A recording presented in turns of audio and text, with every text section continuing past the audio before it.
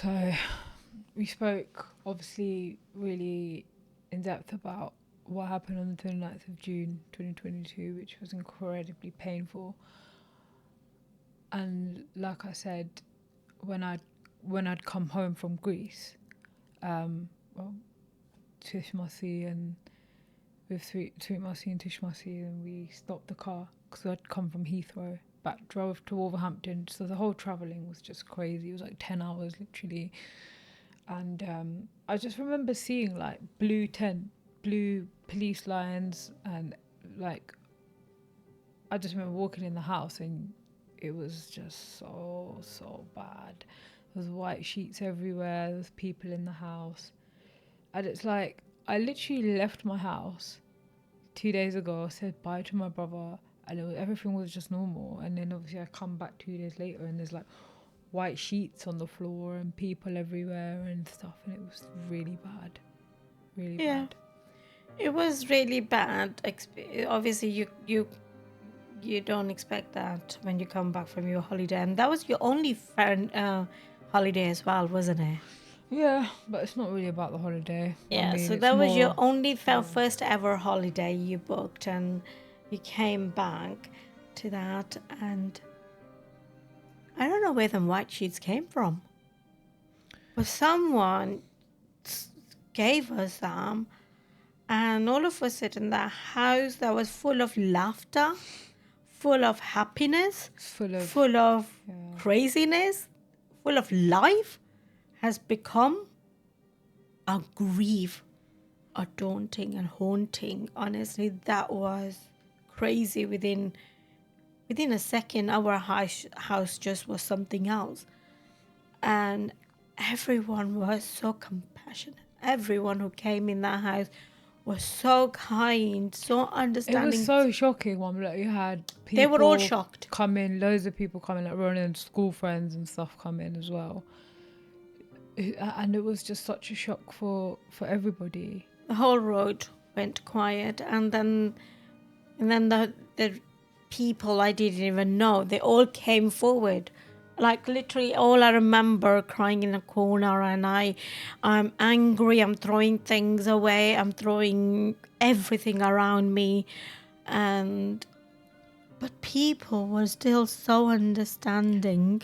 I think the next step, what unfortunately, even though we were going through so much, we thought, okay, the next step was, can I see him?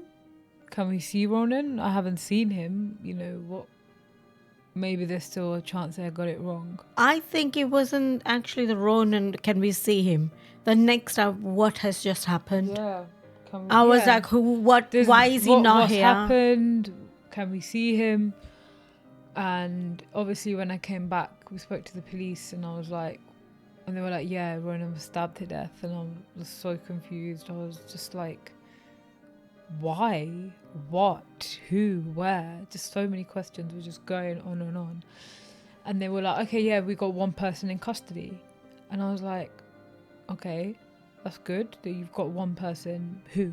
We can't tell you. It's okay. We can only tell you if we charge them. And right now they haven't been charged. And then I think a couple of days later, they said they've got 2 more people in custody.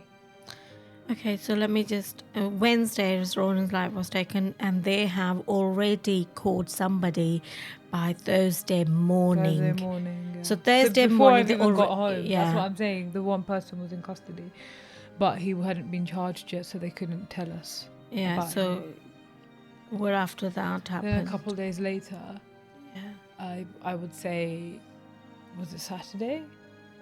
They told us they've got 2 more in custody. Well, it wasn't Saturday, Nikita, it was Friday. Sorry. I think they just told us that somebody has walked in. Yeah, somebody's walked in. That was the first time we heard this person's name. They told us that one of the boys had walked into police station. Yeah. And walked in with his family. With his family. Yeah. So you tell me what happened then. And that's when I remember standing in the garage, and the family liaison officers revealed their names, and they said they've got charged, like they've been charged, so we can tell you now. And we're like, oh, like, okay. And they were like, yeah, the boys' names are Prabjit Videsa and Sukhman Shergill. And I just remember we were all looking at each other like, who the hell are they? And why the hell have they done this to Ronan? And they were like, I was so shocked. Absolutely so shocked. We were both looking at each other like, who are they? No, I think what happened was that Sukhman Shergill walked in to the police station, but at that point we did not knew about the Prabjit Videsa. We knew both of them at the same time because they were still charged simultaneously. Oh, okay. I remember they was charged simultaneously because as soon as they got Sukhman, they pretty much arrested Prabjit on Friday, Mum. He had 2 days out of jail, and then with freedom, and then he was caught on the Friday as well. So Sukhman walked in, I think, probably the next day. Yeah. Then they were charged simultaneously because obviously Sukhman was putting on an act. So what act was he putting on? So what he's done is, and this is like from the trial, we can clearly see what he's done. Yeah, but we're not talking about the trial right now. We're just gonna talk about what the information we had that he's walked in. What happened in that moment? What we were told at that moment is just that this young 16-year-old boy has walked in to the police station with his mother and his uncle. If everybody wants to know what uncle is, in Punjabi is his mama. And they all have walked into the police station saying that Sukhman Shergill is innocent. Yeah. And he is a witness. Yeah. That's all we knew at this point. And we were told he's a witness, and that's when they arrested. And he didn't even give the name of anyone. So that was it, wasn't it? Yeah. Yeah, that was it. While we know that these are their arrests as well, we were also told that there is a bladed article, and I didn't know what bladed articles is. They said they have used a long, this is what they said, they're long, they showed me their arms, so I still remember it. They said, this is this big machete. And I was like, what's machete? What on earth is that? And that's when you and me started to Google it and started to look. Yeah. Well, I don't know what it was, right? But it still didn't occur to me that something like that was used. I don't know why. I just never really thought about it. I actually didn't think about it at all. I didn't know up until when the trial started what had actually been used between that point. But yeah, which was really painful. Yeah, so basically, we just lost Ronan on 29th of June. We're crying, screaming's going on, and we are... You were crying and screaming. Yeah. Not anyone else. Yeah, and there is point where we are all still trying to find out what has happened. Straight away it was, I just wanting to know where is my son and why and how. And that's when we are put this Sukhman Shergill, Prabjit Videsa, driver, and also at this point we just got 3, haven't we? We knew there was a 4th one involved. Yeah. But we don't know anything about it. He wasn't charged straight away. Yes, he was not. Actually released, and then he was charged a few weeks later. So when he was charged, that's when obviously his name and whatever was revealed to us, and then we realized that all 4 are going to trial. That period between the 29th of June and the 8th of August just seems like a blur. And the 8th of August was Ronan's funeral date. And it wasn't a smooth ride to get to the funeral either. In between, that was really difficult too. Why was that difficult, Nikita? That was difficult because as soon as it happened, first of all, we thought, okay, we get Ronan to the local funeral home. And then obviously we'll deal with what we have to deal with there. I was dreading it, but okay. And then they said, no, you need to go to the hospital to see him because he has to have multiple post-mortems because there's multiple defendants involved.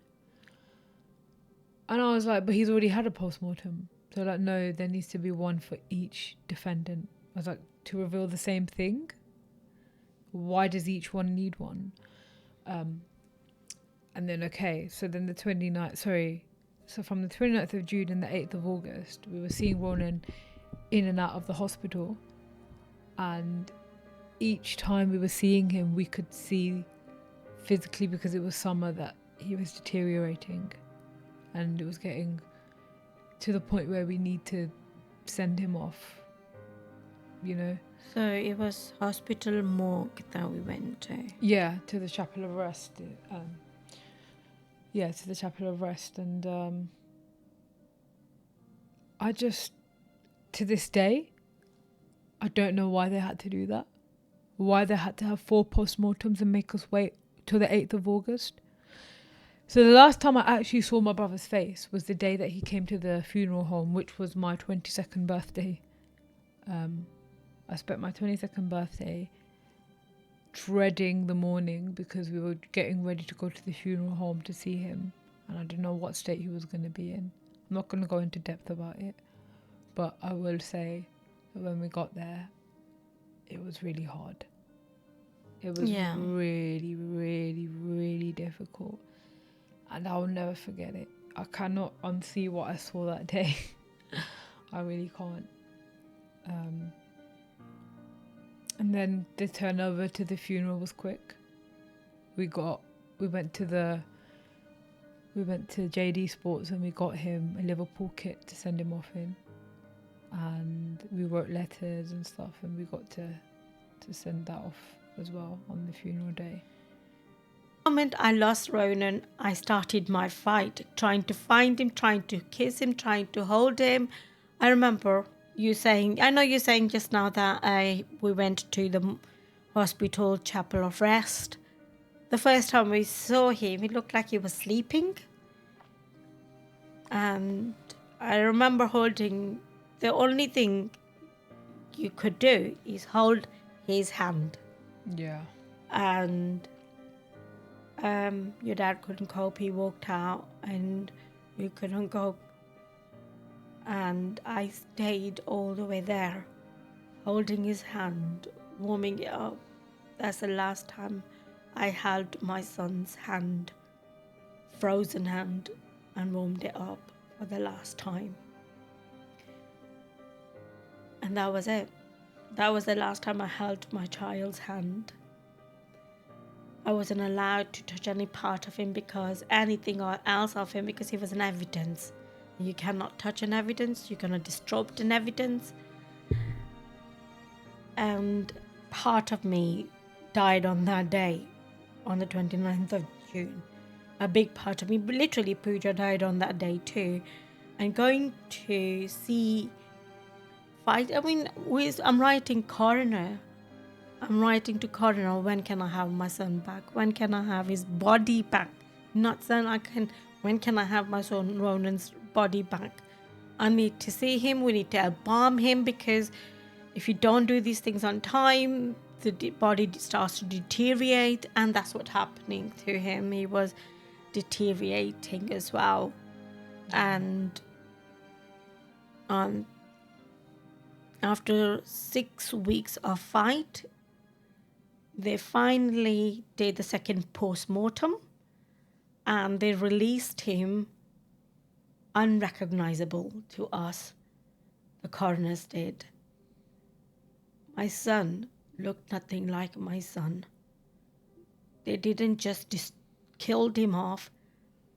They also assured that I cannot even kiss him, hug him, or do anything in his last moments. And that was a coroner's of that you have to fight for your own family member's body. You have to literally we were fighting from beginning of this. The funeral came, and then that was it, Nikita. We gave him a good send off. There was so many people came from all around, everywhere, and this episode is, we're gonna finish it from here, and we will continue our conversation to next episode, to the next chapter, what that would be. The next chapter would be the trial. Next episode would be what? The trial, unpacking the trial.